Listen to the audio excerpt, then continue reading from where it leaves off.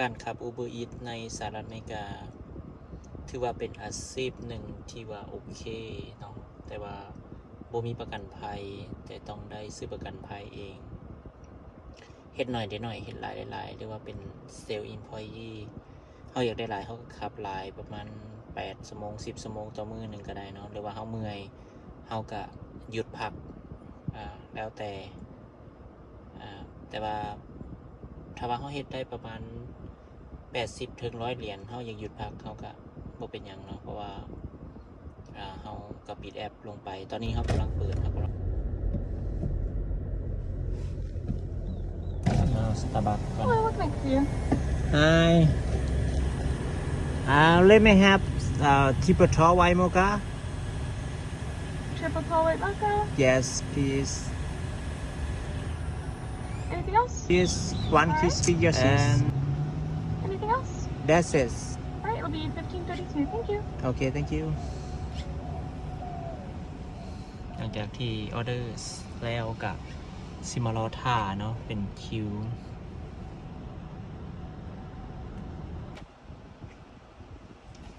สำหรับแอป Uber Eats เนาะสิบอกละเอียดเลยว่าในช่วงใดในเขตใด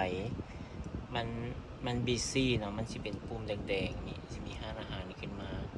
ช่วงบีซี่เนาะเพราะว่าในช่วงที่รอออเดอร์เนาะแล้วก็มาสั่ง Starbucks อาหารกินก่อนเนาะถ้าออเดอร์ขึ้นมาแล้วก็จึงสิไปส่งตอนนี้เวลากิน11 โมงแล้วเนาะยังตัวมื้อนี้ออกนี่มันสิออกมาตอนนี้6 เดือนโรงเรียน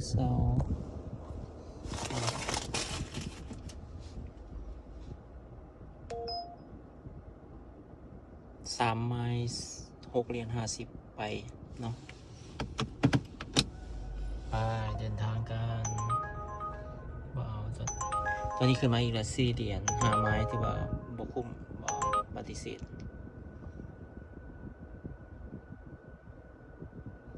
ไปเดินทางกัน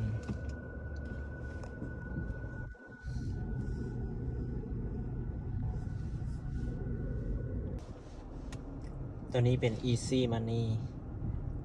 มีแต่ 0.5 ไมล์ใช้เวลา3 นาทีได้6 เหรียญเนาะ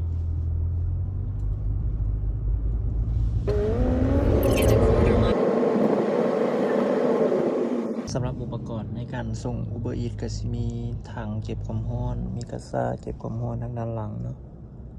แล้วก็มีถังขี้เหงื่อมีซิสซูสิ่งสำคัญก็ต้องมีแคมเมราเนาะไว้บันทึกการเดินทางของเราเพื่อทำคลิปเฮ็ดคลิปในการใช้ชีวิตการเดินทางเป็นUber Eats เป็นไรเดอร์อยู่ในสหรัฐอเมริกา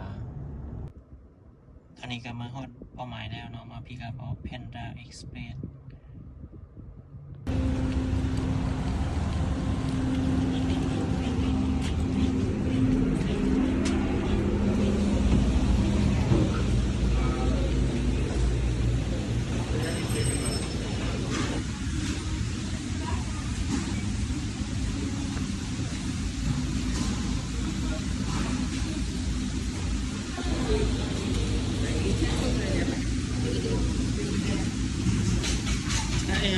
order tiga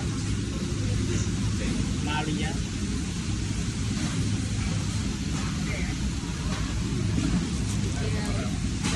everything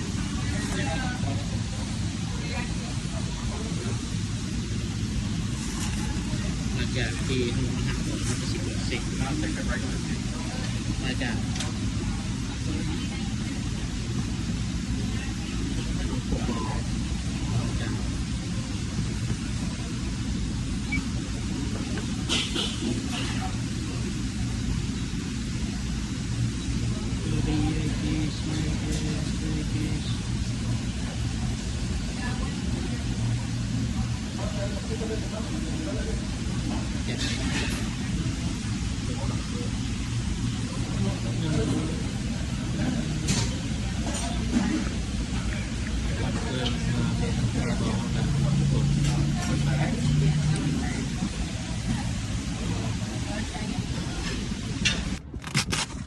มีบอก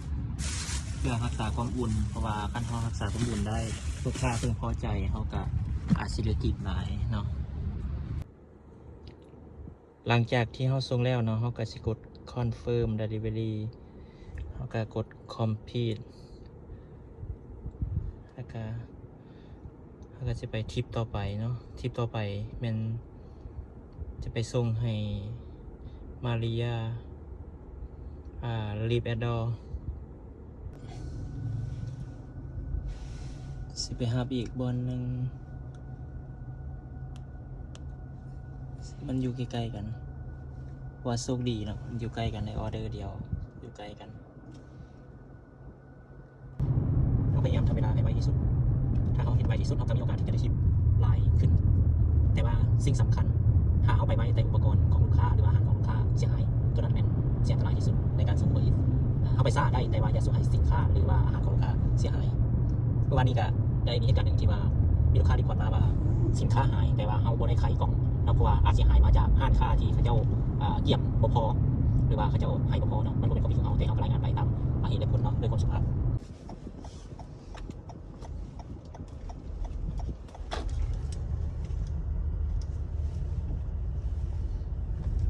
ตอนนี้เราก็ได้มาฮอดร้านอาหารน่าจะอยู่ทางด้านหลัง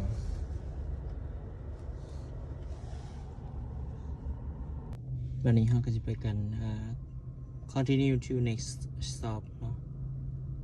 กดปุ๊บ Head to your pickup at Junior's Cafe of Saginaw. เราก็จะไปหาอีกเพราะว่าก่อนที่ขับ Uber Eats ต้องมีแนวจับโทรศัพท์สิ่งสำคัญที่สุดสำคัญที่ถ้าเป็นไปได้ต้องมีโทรศัพท์2 หน่วย หลังจากที่เราได้รับออเดอร์ของ M Mazda K แล้วเราก็กด Complete Pick Up แล้วก็แอปมันสีประเมินผลว่าเราจะควรไปส่งผู้ใดก่อนมันก็จะบอกเนาะเราจะได้ไปส่งอเมดาก่อนเนาะอเมดาเพราะว่าอเมดาน่าจะอยู่ไกลมีแซดดอร์ไป let's go